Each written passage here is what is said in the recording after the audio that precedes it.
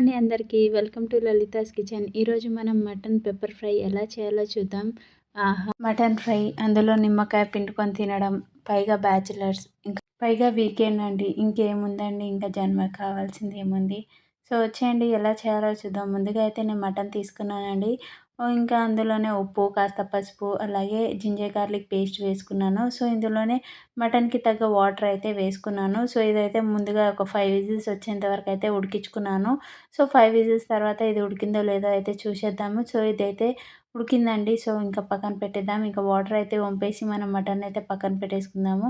ఇంకా ముందుగా అయితే ఒక బాణీ పెట్టి అందులో అయితే ఆయిల్ వేసుకొని ఇంకా కాసేపు తర్వాత ఆనియన్స్ అయితే వేసుకోవాలండి. సో ఇలా వేసుకున్న దాంట్లో అయితే ఒక 2, 3 పచ్చిమిర్చి కూడా వేసుకోవాలి. ఇంకా మనం ముందుగా ఉడికించుకున్న మటన్ ఉంది కదా, అదైతే వేసుకోవాలండి. సో ఇవైతే కాస్త ఫ్రై అవ్వాలి. నేను ఆనియన్స్ ఎక్కువ ఫ్రై కానివ్వలేదు, ఎందుకంటే ఇది ఫ్రై కావాలి కదా. సో తర్వాత కూడా ఫ్రై అయిపోతుంది. సో మనం ముందుగానే ఫ్రై చేస్తే ఆనియన్స్ అయితే మొత్తం మాడిపోతుంది, బట్ మటన్ అయితే ఫ్రై అవ్వదు. సో అందుకని నేను కాసేపు ఫ్రై అయ్యాకే నేను మటన్ అయితే వేసుకున్నాను. సో చూస్తున్నారు కదా, మటన్ అయితే కాస్త గోల్డెన్ బ్రౌన్ రావాలండి. అలాగైతేనే మన ఫ్రై కాస్త టేస్టీగా కూడా వస్తుంది. సో ఇదైతే మీడియం ఫ్లేమ్లోనే చేసుకోవాలి. హై ఫ్లేమ్లో అయితే మాడిపోతుంది తప్ప టేస్ట్ అనేది రాదు మటన్‌కి. సో ఇంకా కాసేపు ఫ్రై అయ్యాక నేను ఇందులో కారం, అలాగే ధనియా, సన్నగా తరిగిన జింజర్ గార్లిక్, అలాగే పచ్చిమిరపకాయలు, అలాగే కాస్త కరివేపాకు కూడా వేసుకుంటున్నానండి. సో ఇది కాస్త గోల్డెన్ బ్రౌన్ వచ్చింది, 50% ఫ్రై అయింది మటన్ అన్నప్పుడే వేసుకోవాలి. ఇందులో నేను కారం కొంచెమే వేసుకున్నానండి, ఎందుకంటే పచ్చిమిర్చి కూడా వేసుకుంటున్నాను కదా అందుకని. సో 2 స్పైసెస్ అనేవి అయితే సరిపోతుంది. ఇన్‌కేస్ మనం కారం ఎక్కువ వేసుకుంటే ఎక్కువ స్పైస్ అయిపోతుంది. సో చూసుకొని వేసుకోవాలి. సో మనకి ఇక్కడ మనమైతే తిప్పేసుకోవాలి అండి ఇంకా.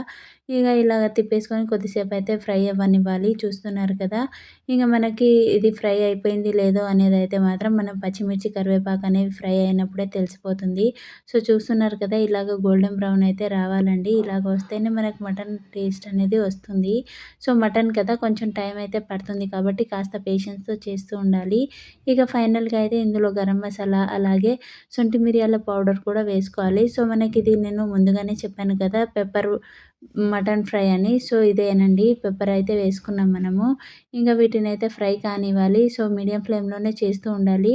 అండ్ దీని టేస్ట్ అయితే చాలా బాగా కుదురుతుంది కూడా. సో ఫైనల్‌గా అయితే నేను కొత్తిమీర వేసుకొని గార్నిష్ చేసుకోవడమేనండి. సో ఇక ఇదైతే అయిపోయింది, ఇంకా పక్కన పెట్టేయడమే. సో ఇది కాస్త చల్లారిన తర్వాత నిమ్మకాయ పిండుకోవాలండి, అంతే. ఇక ఫైనల్‌గా అయితే మటన్ పెప్పర్ ఫ్రై మనం ట్రై చేస్తున్నప్పుడు దీన్ని అయితే జింజర్ గార్లిక్, పచ్చిమిర్చి అండ్ కరివేపాకు ఫ్లేవర్ అయితే పక్కా తెలుస్తుంది. సో మీరు ఒకసారి ట్రై చేయండి. మీకు ఎలా కుదిరిందనేది కమెంట్ చేయండి. సబ్స్క్రైబ్ చేయడం మర్చిపోకండి. Thank you for watching.